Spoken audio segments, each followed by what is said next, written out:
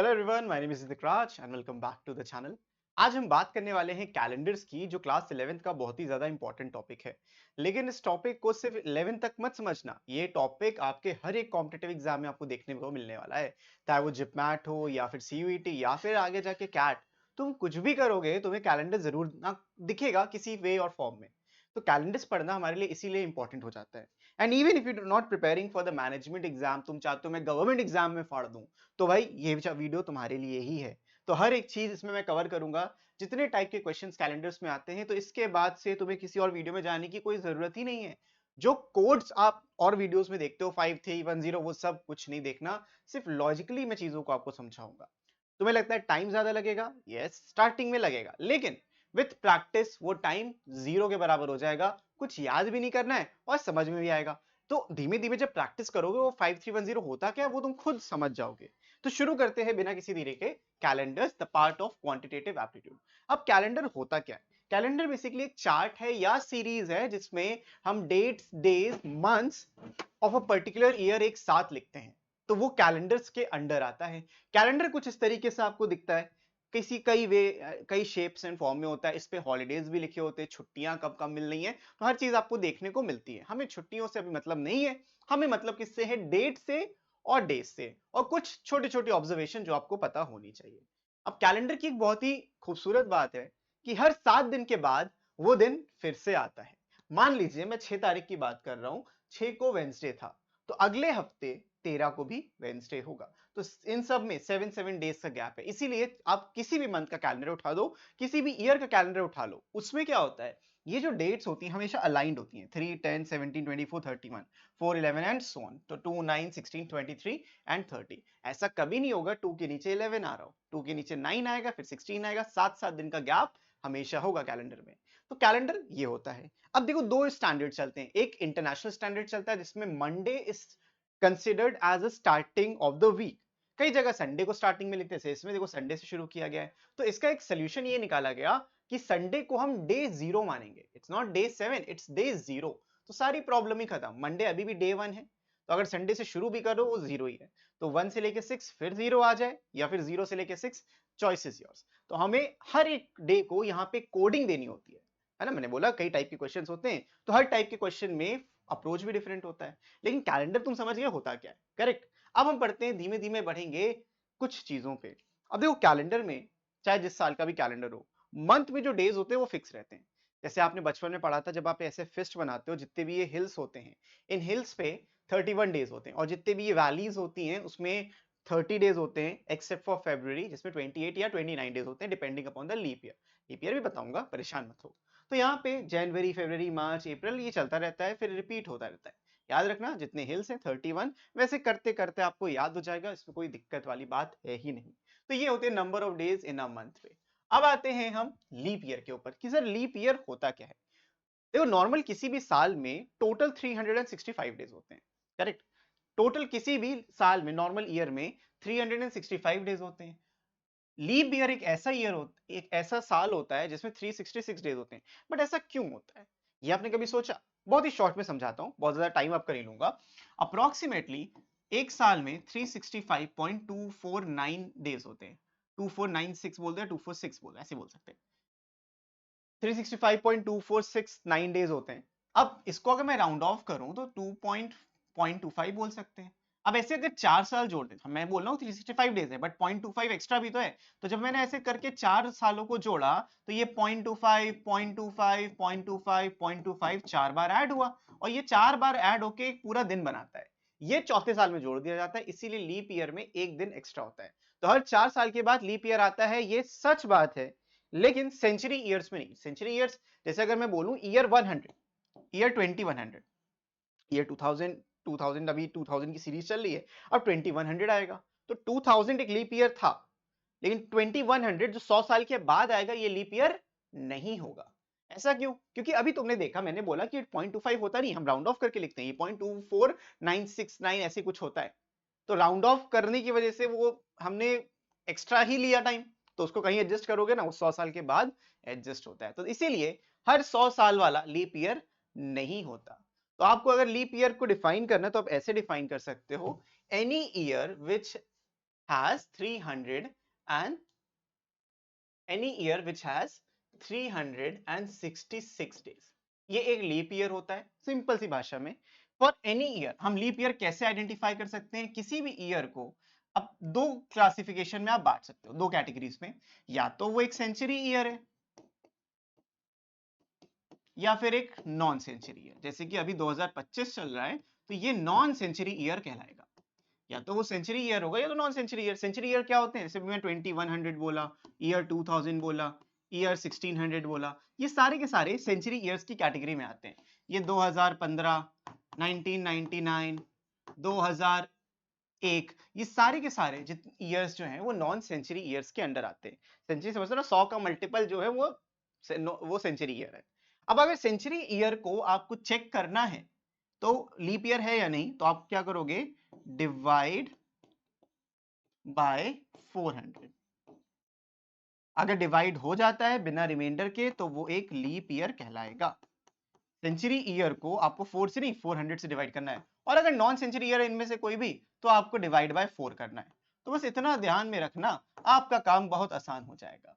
तो leap year अगर non century year है ये वाला तो आपको 4 से डिवाइड करना है, अगर सेंचुरी ईयर है तो 400 से डिवाइड करना है।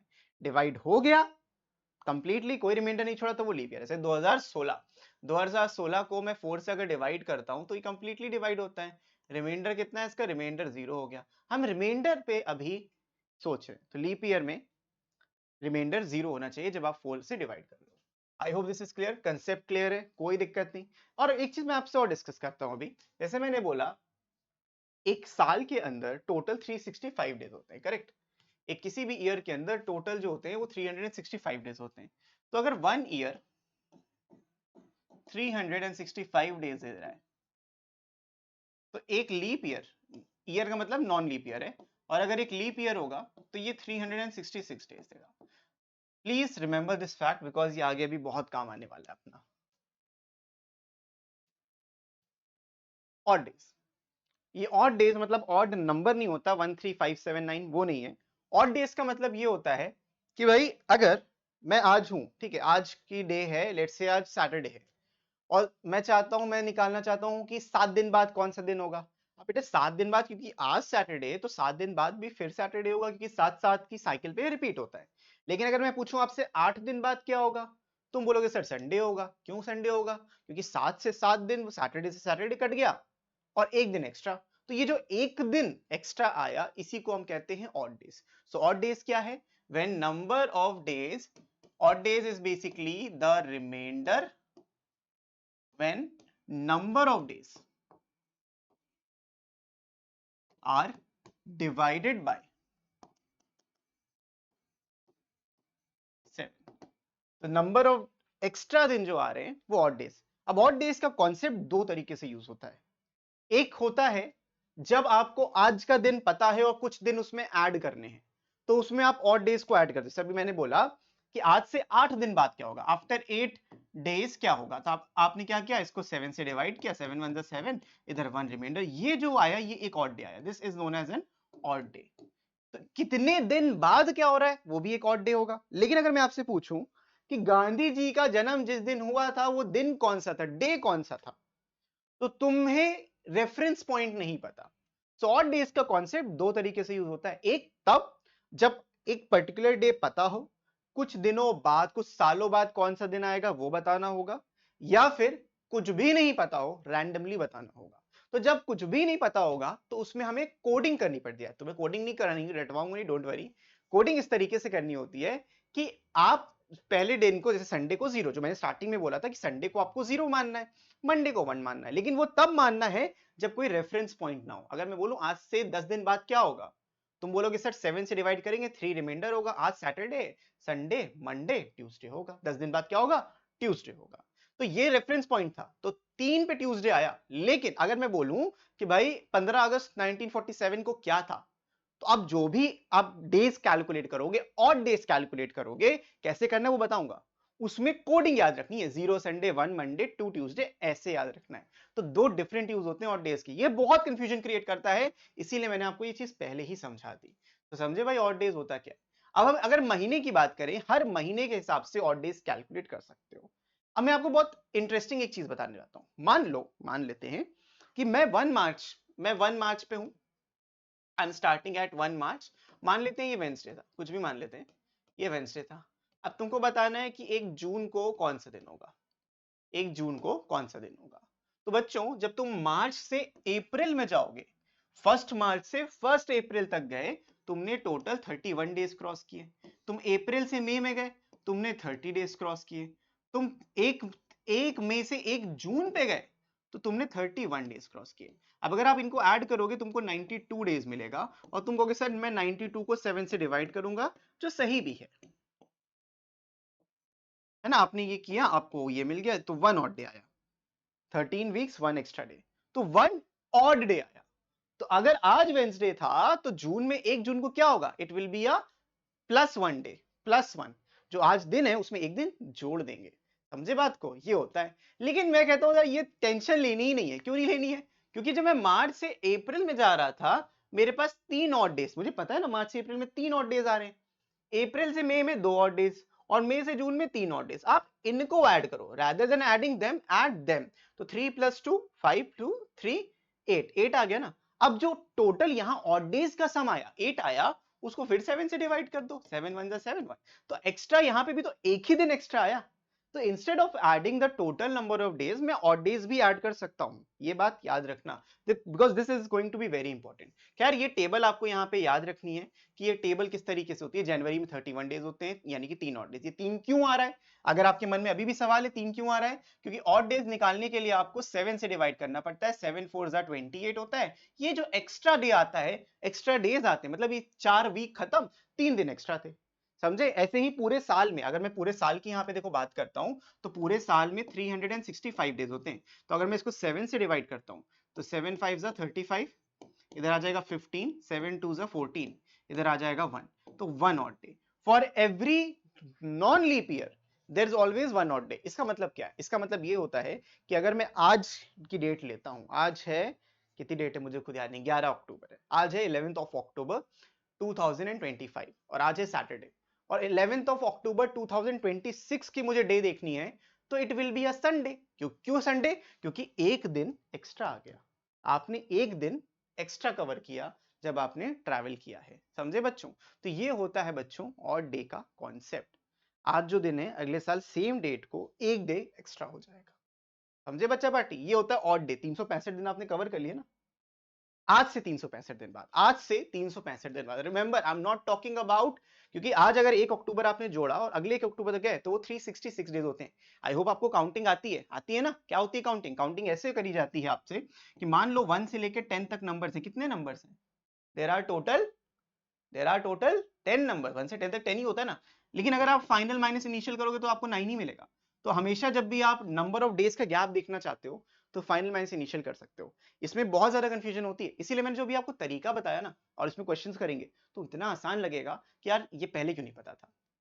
एग्जाम्पल के तौर पे मान लो ये तो 1 तारीख थी, मान लीजिए आप, मैं हूं 26 जनवरी पे, आई एम एट 26 जनवरी, ठीक है। और 26 जनवरी को मान लेते हैं फ्राइडे था, मुझे याद नहीं क्या था बट फ्राइडे था, मान लेते हैं फ्राइडे था। मैं चाहता हूं 29 मई का निकालना, और क्योंकि ये 2025 चले 2025 ही देख लेते हैं। 29 मई को कौन सा डे होगा? तो बच्चों करेंगे क्या, ऐसे सवालों को कैसे डील करना है वो समझ लो। इसके बाद ऑड डे में तुम्हारे लिए कुछ बचेगा ही नहीं, कुछ भी नहीं बचेगा। इसको हमें कैलकुलेट करना है। तो इसको कैलकुलेट करने के लिए जिस मंथ में तुमको जाना है, उस मंथ की उस तारीख तक पहुंच जाओ जिससे स्टार्ट कर रहा था। मतलब 26 से हमें 29 निकालना है, लेकिन पहले मैं 29 नहीं पहुंचूंगा, मैं 26 मई तक पहुंचूंगा। ऐसा क्यों करूंगा, आगे बताता हूं। 26 जनवरी से लेके मैं 26 फेब तक जाऊंगा पहले, फिर 26 फेब से लेके 25 मार्च तक जाऊंगा, 26 मार्च तक, फिर 26 अप्रैल तक जाऊंगा, ठीक है, फिर 26 मई तक जाएंगे हम। अब इस बात को समझना बहुत जरूरी है अपने लिए। 26 जनवरी को फ्राइडे था, ठीक है, अब इसको फ्राइडे हम यहाँ पे लिख देते हैं अभी, दिस वाज द फ्राइडे। तो जनवरी से फरवरी तुमको काउंट करने की टेंशन ही नहीं है। जब तुम सेम डेट से सेम डेट जाते हो, भले महीना चेंज हो रहा हो, तुमने कौन सा महीना पार किया है उसको समझो बस। तुमने जनवरी का महीना पार किया है, जनवरी में होते हैं 31 डेज, या तो 31 लिख लो या तो तुम 3 लिख लो, दोनों में से कुछ एक लिखना है। इधर राइट, यहां से यहां कितने दिन हो गए, मैं अभी तुम्हें सिंपल बताता हूँ, अभी 31 डेज हो गए। जब 26 फरवरी से 26 मार्च गए, तुमने कितने डेज पार किए, 28। क्यों 28? 2025 था ना, तो नॉन लीप ईयर था। और मार्च से जब अप्रैल जाओगे, तो मार्च से अप्रैल में, मार्च में कितने दिन होते हैं, 31। जिस मंथ को तुम क्रॉस कर रहे हो उस मंथ को लेके चलना है। तो कितने दिन थे भाई, 31 डेज, फिर हम 31 डेज लिख देंगे। जब हम अप्रैल से मई में जाएंगे, अप्रैल में कितने दिन होते हैं, 30 दिन होते हैं, तुम 30 डेज लिखोगे यहाँ पे। अब 26 में पहुंच चुके हो तुम। अब 26 मई के बाद तुम्हें 29 मई पहुंचना है। तो बच्चों 26 मई पे हो तुम खड़े हो 26 मई पे, तो 29 कैसे पहुंचोगे, 27, 28, 29, 3 दिन एक्स्ट्रा है, 4 नहीं 3 दिन। 26 पे तुम खड़े हो, तो जिस पे खड़े हो उसको काउंट ना करो, तो कितने दिन और हैं, यहां से यहां पहुंचने में मेरे पास 3 दिन और थे, 3 डेज मोर।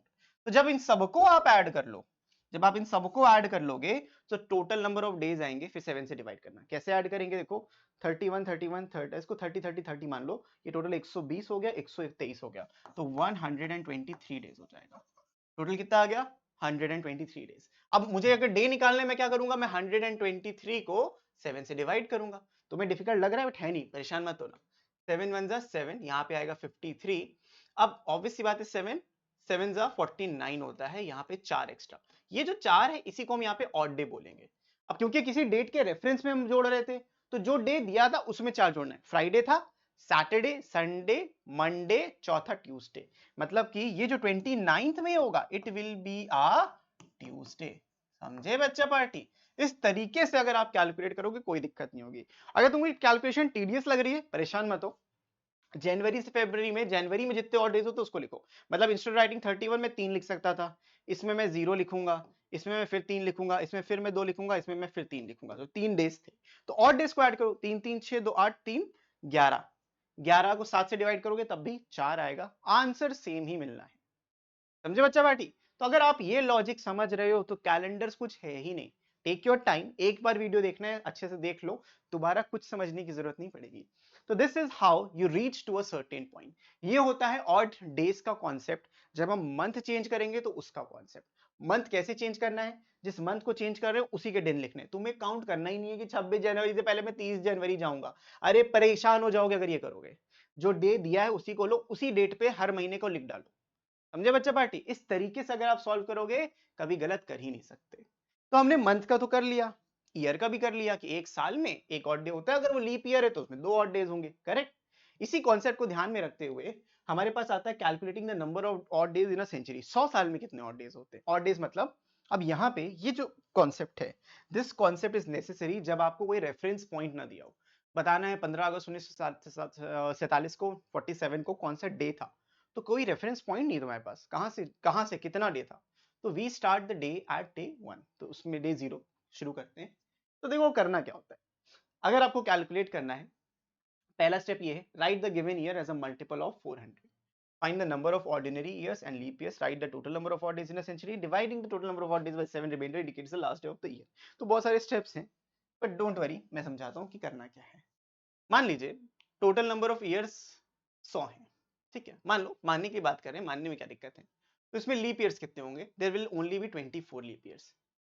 क्यों भाई, 100 डिवाइड बाय 4 करके तो 25 आता है, तो क्यों नहीं 25 लिखा, क्योंकि 100 ईयर लीप ईयर नहीं होता, बताया था ना। जो सेंचुरी ईयर है उसको आपको 400 से डिवाइड करना है, तो अगर वो 400 से डिवाइड होगा तभी लीप ईयर होगा, वरना वो लीप ईयर नहीं होगा, तो ये लीप ईयर तो नहीं है। Number of leap years in 100 years is just 24, ठीक है।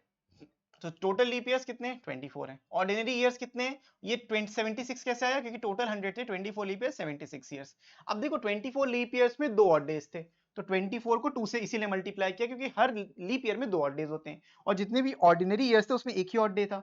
इनको जब हमने ऐड किया तो टोटल नंबर ऑफ डेज ये आया, जब 7 से डिवाइड किया तो 17 वीक्स एंड 5 ऑड डेज आया।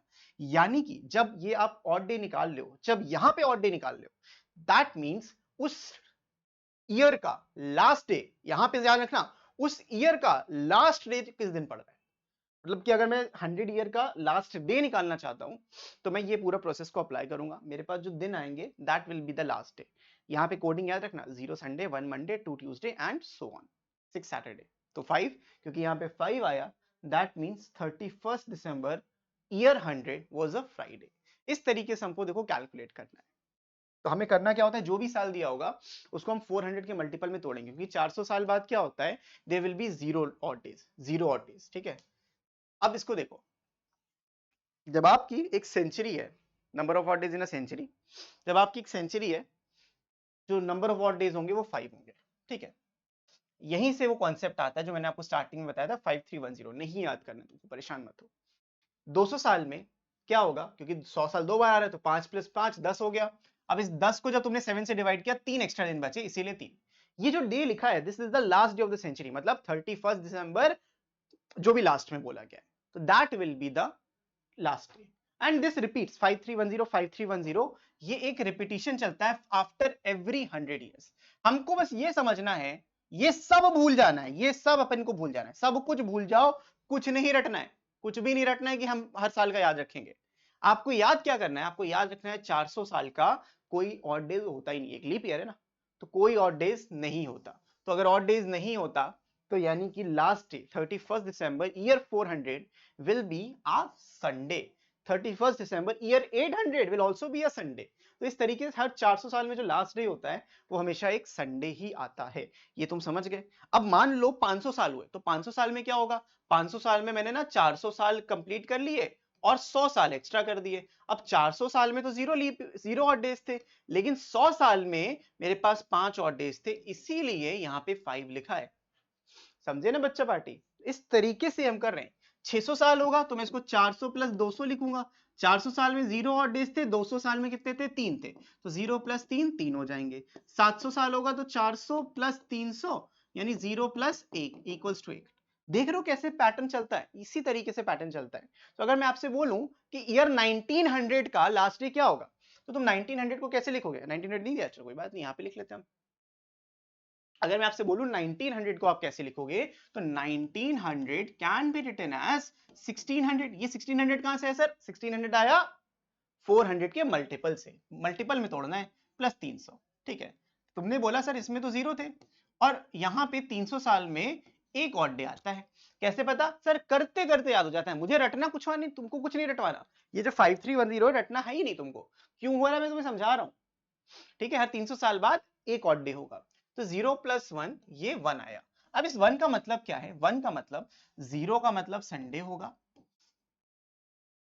1 का मतलब मंडे होगा, 2 का मतलब होगा ट्यूसडे, 3 का मतलब होगा Wednesday, 4 is a Friday, Thursday, अच्छा भाई हाँ, 4 is a Thursday, 5 is a Friday and 6 is a Saturday and it repeats. तो आपको 0 से लेकर 6 तक के ये डेज याद हो जाते हैं, इसमें जिंदगी भर से तुम करते आए हो, कोई दिक्कत नहीं। तो ये 1 आया, 1 क्या बता रहे हैं, मंडे। मंडे क्या है, 31 दिसंबर 1900, ईयर 1900 विल बी अ कितना, 1 ना, Monday, it will be a Monday. और अगर मैं इसी तरीके से पहुंचना चाहता हूं 1963 पे, अगर मैं चाहता हूं मैं 1963 पे पहुंच जाऊं, तो मुझे क्या करना है, मुझे 1900 तोड़ना था, एक ऑड डे आया। अब 1963 में मैं कैसे लिख सकता हूं, मैं लिख सकता था 1900 + 63। 1900 को फर्दर तोड़ा, 63 को और तोड़ते हैं, तो 63 में क्या होता है, 63 में अब देखो क्या करोगे आप, 63 जो भी दिया होगा ईयर उसको 4 से डिवाइड करोगे, जो भी ईयर आ गया 15 आ गया। 15 क्यों आया, हमें सेंचुरी ईयर्स पहले तोड़ने थे, हमने कर लिया, फिर जो 1 से लेके 100 बचता है उसको तोड़ना है, 99 ही बचेगा, 100 तो बचेगा नहीं। ये जो 15 आया बिना रिमाइंडर के, तो क्या आएगा 15, ये आएंगे 15 लीप ईयर। और अगर 15 लीप ईयर है तो 63 में से 15 अगर आप माइनस करोगे तो 48 बचेगा। 48 क्या, non leap year, 48 non leap year. अब हर 15 साल में समझो, हर 15 साल में 2 ऑड डेज होते हैं, लीप ईयर में 2 ऑड डेज होते हैं, इसमें 1 ऑड डे होता है। तो आपको क्या करना पड़ेगा, 15 × 2 + 48 × 1, 15 × 2 30 होता है, 48 × 1 48 होता है, ठीक है। मैं कौन सा निकाल रहा हूं, 1963 का लास्ट डे निकालना होगी, कोई भी डे पूछा जाएगा वो भी निकालना सिखाऊंगा। अभी समझो सिर्फ किसी भी ईयर तक कैसे पहुंचना है अपने को, हमको पहले ईयर में काम खत्म करना है अपना, उसके बाद दिन की बात करेंगे, पहले ईयर की बात कर रहे हैं। तो 30 48 78 होता है, और ये एक एक्स्ट्रा था तो प्लस में 1 79 हो जाएगा। ये जो तुमने 79 निकाला है, this 79 will be divided by 7, तो 11 टाइम से 77 जाता है 2, तो 2 ऑड डे होगा। 2 का मतलब द लास्ट डे, ध्यान सुनना, द लास्ट डे फॉर 1963, यानी कि 31st December of 1963 will be a 2 odd day thing, यानी कि Tuesday, it will be a Tuesday. इस तरीके से तुमको पहले तो ना हर साल का, हर किसी भी साल का पूछ लिया जाए, लास्ट डे निकालना आना चाहिए, क्योंकि that is a crucial skill. ठीक है, क्वेश्चन तो हम आएंगे भी, क्वेश्चन पे परेशान मत होइए। ये सब बेसिक चीजें जो हम बहुत जल्दी निपटा के खत्म नहीं कर सकते, हमें समझना है और उसको अंदर अपने अब्सॉर्ब करना है। ठीक है, तो ये था बेसिक सा आपका ऑड डे का कंसेप्ट। अब हम आते हैं, किस पे आते हैं भाई, किस टाइप के क्वेश्चंस होते हैं। So we have 4 types of question being asked in any kind of examination. अगर आप क्लास 11 सिर्फ 11th की पर्सपेक्टिव से जानना चाहते हो, तो आपके में सिर्फ ये पार्ट 1 एंड पार्ट 3 है, सिर्फ फर्स्ट पार्ट और थर्ड पार्ट है। बाकी जो 2 एंड 4 मैंने लिया है वो इन जनरल सभी के लिए लिया है। क्या आप पढ़ोगे, आपको टाइम लगेगा? बिल्कुल नहीं, पढ़ लो, क्या पता काम ही आ जाए, आगे तो काम आता ही है ना। लेकिन मैंने डिस्क्लेमर दे दिया, पार्ट 1, ये जो टाइप 1 है वो टाइप 3 है, बस यही दो टाइप जो होते हैं वो क्लास 11th के लिए आते हैं, बाकी नहीं आता। तो मैं आपको ना टाइम स्टैम्प्स दे दूंगा, आप उसमें स्किप कर सकते हो। बढ़ते हैं आगे। तो पहला है day is given, find the day after 30 days. जैसे आज का दिन को बता दिया सर, भाई सैटरडे है, 50 दिन बाद बताओ कौन सा दिन होगा, तुम बोलोगे सर संडे होगा। कैसे पता? आज सैटरडे था, 50 दिन बाद यानी 50 डिवाइडेड बाई 7 कंप्लीटली डिवाइड हो जाएगा, एक रिमाइंडर डे बचेगा, वो एक ऑड डे होगा, तो आज में एक जोड़ना है, उसको मंडे नहीं बोलना, क्योंकि आपको एक रेफरेंस पॉइंट दिया है, तो रेफरेंस पॉइंट पे हमको डायरेक्टली ऐसे कैलकुलेट करना है। Repeating calendar year question. अब रिपीटिंग कैलेंडर ईयर क्वेश्चन का मतलब क्या है कि भाई 2016 का कैलेंडर दोबारा कब रिपीट होगा, 2019 का कैलेंडर दोबारा कब रिपीट होगा। Last normal year was 2019। Agree करते हो तो कमेंट में जरूर बताना। फिर तीसरा टाइप का question, day of any date in the history without code. कोई कोडिंग की जरूरत नहीं है, जो मैंने अभी आपको समझाया वो बस आना चाहिए, and we will find that easily. Lastly, certain day fell on which dates in a certain year. अब ये भी देखो क्लास 11th के सिलेबस में नहीं है, लेकिन बुक में जरूर दिया है, तो ये सिलेबस से कट चुका है आपके, सिर्फ फर्स्ट और थर्ड टाइप है, फोर्थ भी नहीं है, लेकिन आपकी बुक में है, तो अगर आपको करना है तो बिल्कुल कर सकते हो, कोई दिक्कत नहीं है। ओके, सो ये है हमारे टाइप ऑफ क्वेश्चन। एक एक करके सारे टाइप्स को समझते हैं। पहला type, if 13th August 2025 was a Wednesday. था, बिल्कुल था, अच्छा दिन था। What day will be after 61 days? 61 days के बाद कौन सा दिन होगा? तो ऐसे टाइप के क्वेश्चन बड़े इजी होते हैं। जो नंबर ऑफ डेज आपको दिए होंगे, वो नंबर ऑफ डेज को खाली आपको कितना 61 था, सॉरी, इसको आपको 7 से डिवाइड करना है। तो 7 का नियरेस्ट मल्टीपल यहाँ पे 8 होगा, 56 होगा, और मेरे पास 5 बच जाएगा। ये जो 5 होगा ये क्या है? This is the odd days. Odd days reference point से है, तो आपको क्या करना है, आपको वेडनेसडे पता था, इसमें +5 डे करना है। इंस्टेड ऑफ कैलकुलेटिंग 61 2 3 4 5 61, हमें सिर्फ 5 ऐड करना है। तो वेडनेसडे में अगर तुम 5 ऐड करोगे तो क्या आएगा? मंडे आएगा। तो answer will be a Monday. समझे बच्चा पार्टी? इस तरीके से क्वेश्चन को करना। क्लियर? बहुत अच्छी बात, अगर क्लियर हो गया होगा। बढ़ते हैं हम अगले क्वेश्चन पे। टाइप 1 का ही क्वेश्चन अगला टाइप का है। 2nd June 1999 was a Wednesday. What day will be after 118 days? अगर 2nd जून को वेंसडे था, 118 दिन बाद तुम्हें क्या मिलेगा? ठीक है भाई, 118 पकड़ना और इसको डिवाइड करना 7 से। 7 1 7, कितना बचा? 4 बचा, 48 आ गया। अब 7 6 42 होता है, तो यहाँ पे 6 आ गया। 6 और डेज का मतलब क्या है? वेंसडे में 6 दिन जोड़ दो। अगर अब तुम 6 दिन जोड़ोगे, दैट मीन्स एक दिन पहले ट्यूसडे आ जाएगा। वेंसडे में तुमने 6 दिन जोड़े, answer will be a Tuesday. कितना आसान होता है टाइप 1 क्वेश्चन। तो ये सबसे इजीएस्ट टाइप ऑफ क्वेश्चन है जो आप सॉल्व कर सकते हो। ठीक है, so I hope this question is clear to all of you. बढ़िया है, आसान है। इस पे फिर आते हैं हम टाइप 2 क्वेश्चन पे। टाइप 2 क्वेश्चन क्या होता है? In which year calendar will be same as 2025। इसका बहुत बेहतरीन तुमको जुगाड़ बताता हूं। जुगाड़ क्या करना है समझना, बड़ा इंटरेस्टिंग है। आपको क्या करना है, टाइप 2 क्वेश्चन में इसको हम कहते हैं कैलेंडर रिपीटिंग क्वेश्चन। और जितने बच्चे क्लास 11th में ये सेक्शन स्किप करके अगले सेक्शन पे जा सकते हैं, ये है कैलेंडर रिपीटिंग क्वेश्चन। अब कैलेंडर रिपीटिंग क्वेश्चन मतलब 2019 का कैलेंडर दोबारा कब रिपीट होगा, तो हम इसमें ऑड डेज के कॉन्सेप्ट से निकालते हैं। लेकिन भाई क्यों करना, क्यों हम ऑड डेज पे परेशान हूं, अपन को क्या करना है, हमको बस एक सिंपल सा कॉन्सेप्ट याद रखना है। जो भी ईयर बोला जाए, जैसा भी बोला, जैसे ये क्वेश्चन में 2025 बोला गया है, तो जो भी ईयर बोला जाए उसको 4 से डिवाइड करना। इस केस में भी हम क्या करेंगे, हम 2025 को 4 से डिवाइड करेंगे। ठीक है, जब तुमने इसको 4 से डिवाइड किया तो हमारे पास 4 तरीके का रिमाइंडर आ सकता है। 2025 को 4 से डिवाइड करेंगे, जब तुम करोगे तो मालूम है कि 2024 आएगा, यहाँ पे रिमाइंडर बचेगा 1, दिस इज माय रिमाइंडर। अब मेरे पास 4 रिमाइंडर्स आ सकते हैं कि जब 4 से आप डिवाइड कर रहे हो, मेरे पास रिमाइंडर्स क्या आ सकते हैं, रिमाइंडर्स व्हेन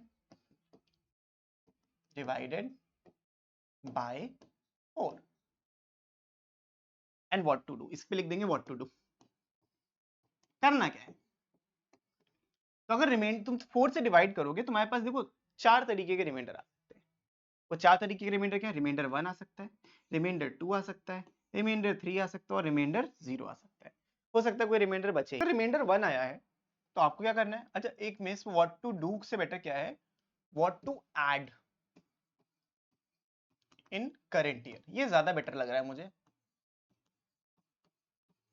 ठीक है, अगर रिमाइंडर 1 बचा है तो आपको ना +6 कर देना है, अगर रिमाइंडर 2 बचा है तो +11 कर देना, रिमाइंडर 3 बचा है फिर भी +11 करना, और अगर रिमाइंडर 0 मतलब क्या है, लीप ईयर है, 4 से डिवाइड कर रहे हो यानी कि तो वो लीप ईयर है, अगर 4 से डिवाइड हो जा रहा है तो आपको +28 करना है।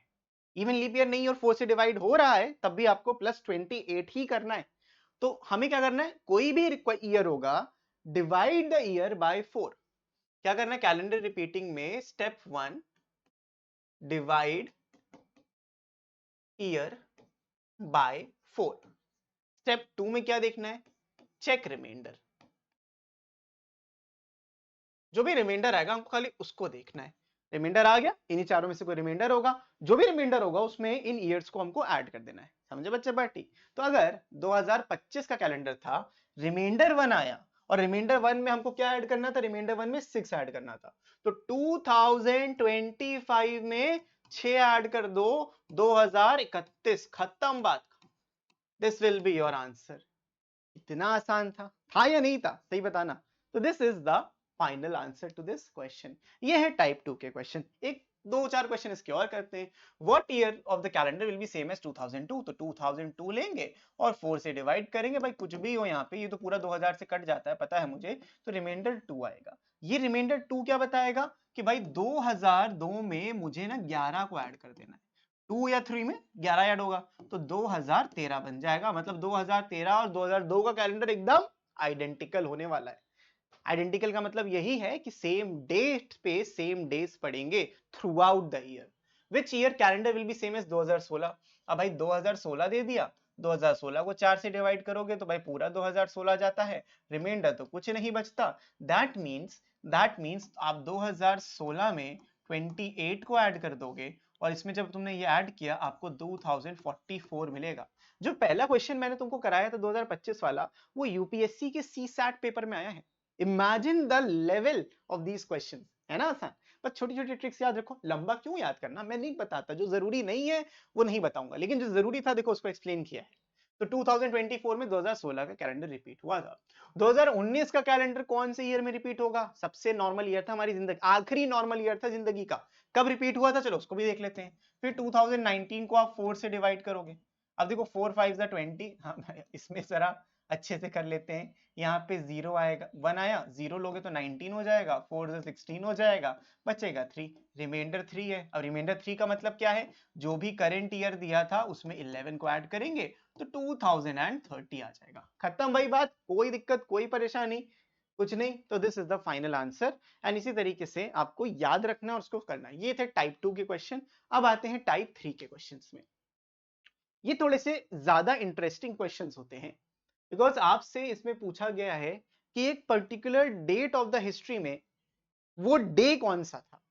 और जनरली इसमें अगर आप एमसीक्यू आ जाता है तो याद करके जा सकते हो, बड़े इंपॉर्टेंट डेज आपसे पूछते हैं, कोई रैंडम भी पूछ लेंगे तो आप कर सकते हो, ऐसे कोई दिक्कत नहीं है। मैं आपको निकालना सिखाऊंगा बिना किसी दिक्कत के। अब लेकिन जो मैंने कॉन्सेप्ट बताया है, जरा वीडियो को पॉज करो और एक बार ट्राई करो खुद से सॉल्व करने का, देखते हैं। ऐसे क्वेश्चंस में अप्रोच बहुत इंपॉर्टेंट है। अप्रोच क्या है, लेट्स अंडरस्टैंड दैट। सबसे पहला तो हमको सेंचुरी ईयर्स कोने में करना है, फिर सेंचुरी ईयर्स के बाद हमको बीच वाले ईयर्स को कोने में करना है ताकि हम करेंट ईयर तक पहुंच सके।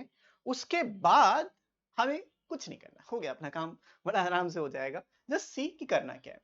हमें पहुंचना है 15 अगस्त 1947 तक।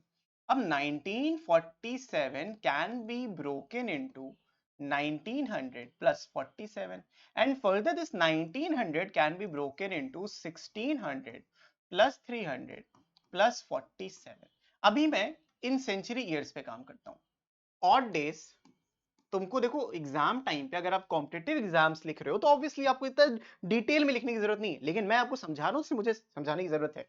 Odd days in century years, तो अपने पास कितने सेंचुरी ईयर्स थे, 1600 प्लस 300 ईयर्स। तो 1600 ईयर्स में 0 ऑड डेज होते हैं, ये हमने सीखा सीखा ना भाई। हर 400 के मल्टीपल में 0 ऑड डेज होंगे। प्लस 300 में वो 5310 अगर आप याद कर सकते हो ठीक है, वरना 1 ऑड डे होगा, ऐसे आप याद कर लो 1 ऑड डे। ठीक है, 300 में एक ऑड डे होता है भाई, 100 से लेकर 400 तक याद करना कोई बड़ी बात नहीं, आते आते आ जाएगा। तो there will be only 1 odd day, सिर्फ एक ऑड डे होगा इन द सेंचुरी ईयर। इसका मतलब क्या है, 31 दिसंबर 1900 जो ईयर है, रिमेंबर हम 31 दिसंबर ये लिखने की वजह से हम 31 दिसंबर 1900 का डे बता सकते हैं। अब आते हैं 47 पे। ये जो 47 है, इस 47 को हम कैसे ब्रेक करेंगे, हम डिवाइड करेंगे 47 को 4 से। अब जब 47 को 4 से डिवाइड करोगे तो यहाँ पे 11 44 आ जाएगा और 3 आ जाएगा। अब मुझे इस 3 की जरूरत नहीं है, मुझे इसकी जरूरत है क्योंकि हम 4 से डिवाइड कर रहे हैं। I need the quotient. Quotient अपने पास 11 है। 11 का मतलब क्या होगा, यहां पे यहां लिख लेते हैं, इन 47 ईयर्स टोटल आपके पास 11 लीप ईयर होंगे, 11 लीप ईयर। और 47 से 11 हटा दोगे तो 36 नॉन लीप ईयर। तो 11 leap year and 36 non leap year, इसके ऑड डेज हमको काउंट करने। कैसे काउंट करेंगे, जब लीप ईयर था, देखो जब लीप ईयर होता है तो ऑड डेज, और डेज, और ये 47 ही क्यों लिखा, क्योंकि हम 47 अगर लिखेंगे, एक प्रॉब्लम है इसमें, 47 लिखने में क्या क्या दिक्कत है, अगर हमने 47 लिखा यहाँ पे तो ये 47 31 दिसंबर तक पहुंच जाओगे। हमें 47 नहीं लिखना, हमको हमेशा इससे एक साल कम लिखना है, एक साल जो भी दिया होगा उससे कम। तो 47 नहीं लिख के मैं क्या लिखूंगा, मैं 46 लिखूंगा। अब देखो कैलकुलेशन में बहुत ज्यादा फर्क नहीं पड़ेगा, 46 को भी अगर मैं 4 से डिवाइड करूंगा मुझे 11 ही मिलेगा, 44 टू रिमेन। तो मुझे ये चाहिए था क्वेश्चन वैसे। तो 46 में 11 लीप ईयर्स होते हैं और 35 नॉन लीप ईयर्स होते हैं। मुझे 46 लिखना क्या जरूरी था, क्यों लिखा मैंने 46 ईयर्स, इसलिए लिखा कि जब मैं 46 लिख रहा हूं मैं 31 दिसंबर 1946 तक पहुंचना चाहता हूं, रिमेंबर दिस। तो ये 11 leap year, 35 non leap year होंगे। ऑड डेज, ऑड डेज कितने हो गए, 11 लीप ईयर के 11 इंटू 2 हो जाएंगे, 35 नॉन लीप ईयर के 35 इंटू 1 हो जाएंगे। तो दिस इज 35 प्लस 22, 22 प्लस 35। इनको जब आप ऐड करोगे तो आपको यहाँ पे मिल जाएगा 7 एंड 3 5 57। तो 57 ऑड डेज। लेकिन मैं 57 क्यों लिखूं जब मैं इसको और डिवाइड कर सकता हूं, 57 को डिवाइड बाय, जब भी हम ऑड डेज वर्ड का यूज करते हैं हम 7 से डिवाइड कर सकते हैं। 7 8 जा 56, ये 1। तो ओवरऑल मेरे को कितना मिल जाएगा, 1 ऑड डे मिल जाएगा। तो अभी तक मुझे क्या मिल चुका है, मुझे सेंचुरी से 1 ऑड डे मिल चुका है, मुझे यहां पे 1 ऑड डे मिल चुका है। नाउ आई हैव रीच्ड इस पॉइंट तक, इस पॉइंट तक मैं पहुंच चुका हूं 31 दिसंबर 1946 पे। अब I have to reach till 15 अगस्त। तो 15 अगस्त के लिए मुझे जनवरी का ऐड करना पड़ेगा, फेब्रुवरी का ऐड करना पड़ेगा, मार्च का ऐड करना पड़ेगा, अप्रैल का भी ऐड करना पड़ेगा, मई का भी ऐड करना पड़ेगा, देन जून का भी डेज ऐड करना पड़ेगा, जुलाई का भी ऐड करना पड़ेगा and 15 days of August add करना पड़ेगा। अब तुम्हारे पास दो ऑप्शन हैं, इधर add just the odd days और the whole number of days, same answer आपको मिलेगा। क्योंकि आप देखो 1 ऑड डे जो यहाँ पे लास्ट पहुंचे हो, तो तुमने 31 दिसंबर तक यहाँ पे अपने सफर कवर किया है।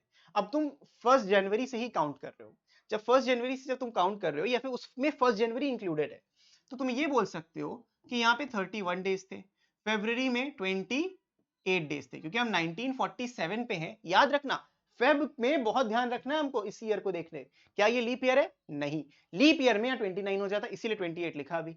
फिर मार्च में 31 डेज, अप्रैल में 30 डेज, मई में 31 डेज, जून में 30 डेज, जुलाई में 31 डेज, और 15 डेज ऑफ अगस्त में 15 ही आएगा। इसलिए ये मेथड अच्छा काम करता है, क्योंकि आपको जो डेज दिए हैं बस आपको लिखना है। एक बार में थोड़ा सा डिफिकल्टी जरूर लगेगी, but with time you will get better in these questions. अब इनको ऐड करते हैं, 31 31 30, मतलब इन सबको ऐड किया, 90 हो गया, 120 हो गया, 120 150 180 210 प्लस 2 212 प्लस 15 227, टोटल यहाँ पे 227 डेज आए। अब 227 को मुझे 7 से डिवाइड करना है, 7 3 जा 21, इधर बचेगा 17, 7 2 जा 14, इधर आ गया 3। तो बच्चों ध्यान से समझना, यहां पे था एक ऑड डे सेंचुरी का, ये था नॉर्मल ईयर उसके 1 से 46 तक का 1 ऑड डे, और यहां पे 1 था। सो टोटल ऑड डेज कितने हैं? टोटल ऑड डेज जो हमारे सेंचुरी ईयर्स में मिला है, there was a 1 odd day. जो इन ईयर्स में मिला है ऑड डेज इन 1901 से लेके 1946 तक, 46 ईयर्स में जो मिला, there is also 1 odd day. And ये जो 3 मिल रहा है, तो प्लस में 3, ये उस ईयर में 3, जब 15 अगस्त तक हम पहुंचे, 15 डे ऑफ अगस्त का, तो टोटल आ गया 5। अब 5 का मतलब यहां पे होता है वो कोडिंग वाला, याद है ना, 5 पे क्या था? फ्राइडे था। This implies it was a Friday. So answer क्या आएगा आपका? फ्राइडे आएगा। आपको डिफिकल्ट लग रहा है, डोंट वरी, ये पहला क्वेश्चन था इसलिए डिफिकल्ट लग रहा है। यह है टाइप 3 का क्वेश्चन, जब आपको कुछ भी नहीं पता और इस तरीके से आप कर सकते हो। Want to check? Let's check the answer. Which day of the week was 15th August 1947? It was Friday, the 15th of August, 1947. ठीक है, it was a Friday. तो आपको फ्राइडे मिलेगा on 15th of August 1947 को, जो हमारा भी answer आ रहा है। क्लियर? चलो बढ़ते हैं आगे, अगले क्वेश्चन को देखते हैं। What was the day of Gandhi ji का बर्थडे? अब गांधी जी पैदा हुए थे 2 अक्टूबर 1869 में। इसमें भी वही करना है हमको, पहले तो सेग्रीगेट करना है ईयर्स को, डेज पे हम बाद में आएंगे, लेकिन पहले ईयर को तोड़ना है। अब 1869, अब मैं समझा चुका हूं आपको कैसे लिखना है। इसको आपको लिखना है एज 1800 ईयर्स प्लस 69 ईयर्स। 69 को छोड़ो, पहले 1800 को ब्रेक करेंगे, 1600 प्लस 200 प्लस 69 में, है ना, actually 68 plus that last 1 year. तो अभी मैं क्या लिखूंगा, मैं 69 लिख देता हूं, लेकिन तुमको इसको ब्रेक करना है, इसको ब्रेक करना है, इसको ब्रेक करना है। अब ये तो 0 ऑड डे देता है, और 200 ईयर्स में आपको कितना आता है? 3 ऑड डेज आता है। 100 साल में 5 ऑड डे होते हैं, 200 साल में 10 ऑड डे होते हैं। अब 10 को फिर 7 से डिवाइड करोगे तो 3 आएगा, देयरफॉर 3 ऑड डेज। तो यहाँ पे 3 मिल जाएगा। तो मुझे पता चल गया इन सेंचुरी, मतलब till 1800 there was 3 odd days. 31st December 1800 there was 3 odd days. ठीक, अब क्या करेंगे हम देखेंगे ईयर 1801 से 1869 लिखा है, हम 68 तक देखेंगे, 1868 तक देयर वाज 68 इयर्स। ये क्या है? 68 इयर्स। जो भी साल लिखा होगा उससे एक लेस लिखना है, तो 68 इयर्स आ गया। अब 68 इयर्स में क्या करोगे? डिवाइड करोगे 4 से, मन में कर लो या जैसे कर लो, 68 इयर्स तो परफेक्टली डिवाइड भी हो जाता है। तो 68 इयर्स में व्हाट विल हैपन इज, मैं यहीं पे सब कुछ लिख दूंगा ऑड डेज, देखो कितना छोटा कर दूंगा अभी। 68 को 4 से डिवाइड करोगे 1 7 17, तो इधर आ जाएगा 17 लीप ईयर। 17 लीप ईयर, इसमें से 17 हटाओगे तो 51 नॉन लीप ईयर। अब 17 लीप ईयर्स का मतलब क्या है बच्चों? 17 लीप ईयर का मतलब है 7 into 2 यानी कि 34 ऑड डेज, ये ना 34 ऑड डेज होंगे। और अगर मैं 51 नॉन लीप ईयर की बात करूं तो 51 into 1 is 51 ऑड डेज। तो जो total number of odd days यहां तक आ गए आपके, उसको छोड़ दो, ये एक अलग है, अभी इसको बाद में आखिरी में ऐड करेंगे। अभी इसको देखते हैं, 34 प्लस 51, 34 प्लस 51 विल बी 585। अब 85 को मैं 7 से जब डिवाइड करता हूं, 7 1 7, और यहाँ पे 15 यानी कि 2 यानी कि 14, दैट मींस 1। यानी कि इस पूरे सेटअप से मुझे क्या मिलेगा? 1 ऑड डे, 1 ऑड डे। समझे ना बच्चों पूरा क्या मैंने करा है? Total 34 odd days from leap year, 17 ही होगा ना, हाँ 17 4 68, ठीक है। 51 odd days from the non leap year, इनको ऐड किया 85 आ गया, 85 में there is only 1 odd days, so total 85 days में 1 ऑड डे मिल गया। कैसे आया मैंने आपको एक्सप्लेन कर दिया। अब तुम ये यहां तक जो तुमने किया ये और ये, तुम पहुंच चुके हो 31 दिसंबर 1868 तक। अब 1869 शुरू होगा, तो यहां पे लिखूंगा in 1869। It is a leap year, non leap year? Obviously it's a non leap year. अब इसमें कौन कौन से मंथ होंगे? We have a Jan, Feb, March, April, May, June, July, August, September, plus 2 days of October. मुझे अक्टूबर के 2 ही दिन तो चाहिए। अब जनवरी में 31 डेज होते हैं। अभी याद रखना, मैंने स्टार्टिंग में बताया था, पिछले क्वेश्चन में मैंने पूरा लिख दिया, बट 31 की जगह मैं 3 लिखता तो क्या गलत होता? कुछ ना गलत होता। तो आपको क्या लिखना है? जनवरी में 3 ऑड डेज होते हैं, फरवरी में 0, मार्च में 3, अप्रैल में 2, मई में 3, जून में 2, जुलाई में 3, अगस्त में 3, सितंबर में 2 और अक्टूबर के तो ये 2 हैं ही। तो 3 + 3 6, 2 8, 3 11, 2 13, 16, 19, 21 और 23, टोटल कितने आ गए? 23 डेज। 23 डेज। अब ये जो 23 डेज आ रहा है, this can further be written as 2 odd days. ये कैसे आया? डिवाइड किया 7 से यार, 7 से डिवाइड करके रिमाइंडर लिखते हो तब क्या आता है? ऑड डे आता है। 23 days can be written as 2 odd days. So now we have 3 + 1 + 2, total century में 3, यहां में 1, यहां पे इस साल में सिर्फ 2 ऑड डेज हैं। So total odd days it will be, अगर मैं ऐड से किया 3 3 6 2 8, 8 3 11 2 13, 13 3 16 19 21 23, ठीक है सही है। टोटल ऑड डेज कितने हो गए बच्चों? इट विल बी 3 + 1 + 2, टोटल आ गए 6 ऑड डेज। अब क्योंकि मुझे कोई रेफरेंस पॉइंट नहीं पता था, यहाँ पे 6 का मतलब क्या है? 6 का मतलब है गांधी जी पैदा हुए थे on a Saturday. Gandhi ji was born on a Saturday. तो अब इसका आंसर भी गूगल पे चेक कर लेना, सैटरडे ही होगा, तो सैटरडे इसका करेक्ट आंसर आएगा। समझ गए ना टाइप 3 क्वेश्चन। एक क्वेश्चन और करते हैं, मैं चाहता हूं ये क्वेश्चन आप करो कि 13 अगस्त 2001 को क्या देता। तो ये लास्ट क्वेश्चन है इस टाइप 3 क्वेश्चन पे। What was the day of the week on 13 August 2001? तो इस साल कौन सा, मतलब इस दिन पे कौन सा डे था? ठीक है, कैसे करोगे? आपको ब्रेक करना है 2001 को इन 400 का मल्टीपल 2000 है, फिर 1 है। अरे बड़ा आसान, क्योंकि 2000 में तो यहाँ पे 0 ऑड डेज हो गए।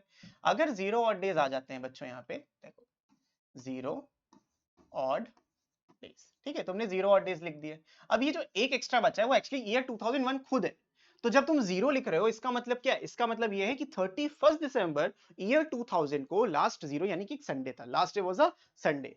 शुरू करेंगे अब हम लोग इन 2001, क्योंकि अब और तो कुछ है ही नहीं, मुझे आगे बढ़ना ही नहीं था। तो इन 2001 what will happen? This will happen कि आपके पास जनवरी, फरवरी, मार्च, April, May, June, July and 13 days of अगस्त आएगा।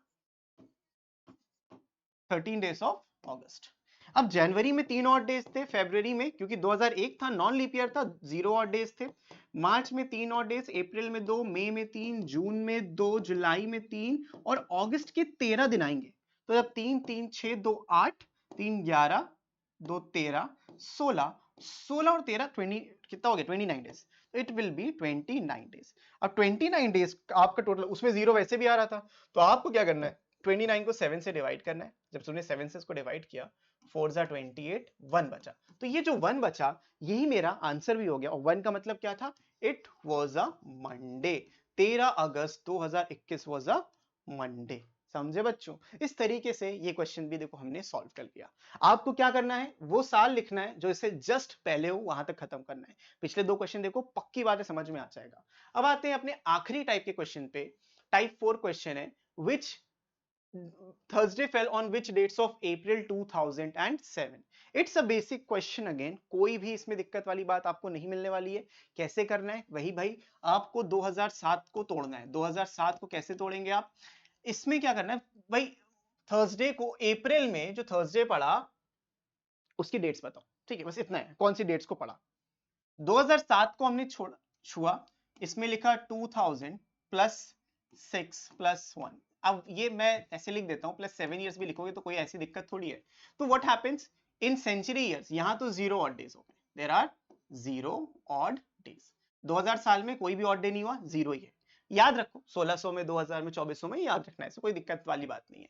फिर 7 ईयर्स देखेंगे, तो भाई 2001 से लेके 2006 तक देखते हैं। 2006 इसमें हो गए 6 साल, देयर आर 6 ईयर्स। तुमने 2000 जब ये 2000 किया, तुमने 2000 साल खत्म कर दिए, 31 दिसंबर 2000 पहुंच चुके हो। फिर 2001 से शुरू करेंगे, 2006 तक 6 साल हो गए। इसमें सिर्फ एक ही लीप ईयर आएगा और 5 नॉन लीप ईयर होंगे, 5 नॉन लीप ईयर होंगे। अब जो एक लीप ईयर था उसमें 1 इंटू 2 डेज हो जाएंगे, 2 ऑड डेज, एंड यहाँ पे 5 लीप ईयर में 5 ऑड डेज हो जाएंगे। अरे बहुत बेहतरीन, ये भी क्या 0 हो जाएगा? जब तुमने ऐड किया तो 7 ऑड डेज हो जाएंगे, और 7 का मतलब बहुत ही बेहतरीन, यानी कि कुछ नहीं है, 0 ऑड डेज होगा। इसका मतलब क्या है? 0 ऑड डेज का ये पूरा सेंस क्या बना रहा है? ये सेंस आपको ये बना के देगा कि जो 31 दिसंबर 2006 होगा, ये आपको एक संडे मिलेगा। 0 का मतलब क्या है? यहाँ पे एक संडे आ गया। ये कर लेना, यहाँ पे आपको बहुत बेनिफिट मिलेगा। अब जैसे तुमने ये कर लिया, जैसे भी तुमने ये कर लिया, अब क्योंकि 31 दिसंबर संडे था, तो 1 जनवरी 2007 अब तुम्हें मिल जाएगा कि ये मंडे होगा, क्योंकि अगला दिन है उसके, तो it will be a Monday. अब मैं सब में ना 1 तारीख को जाऊंगा, क्योंकि मुझे अप्रैल पहुंचना था। मैंने 1 जनवरी लिखा, फिर मैं फेब लिखूंगा, फिर मैं मार्च लिखूंगा, और फिर मैं अप्रैल में आऊंगा। अब अप्रैल पे यहाँ पे क्या था? 2007, 2007, 2007, यहाँ पे क्या है? 1 1 1। अब बच्चों जब तुम जनवरी से फरवरी में जा रहे हो, 31 डेज होते, यानी कि 3 ऑड डेज। फेब से मार्च 2007 है, नॉन लीप ईयर है, तो 0 ऑड डेज। मार्च से अप्रैल 3 ऑड डेज, 3 3 6 हो जाएगा।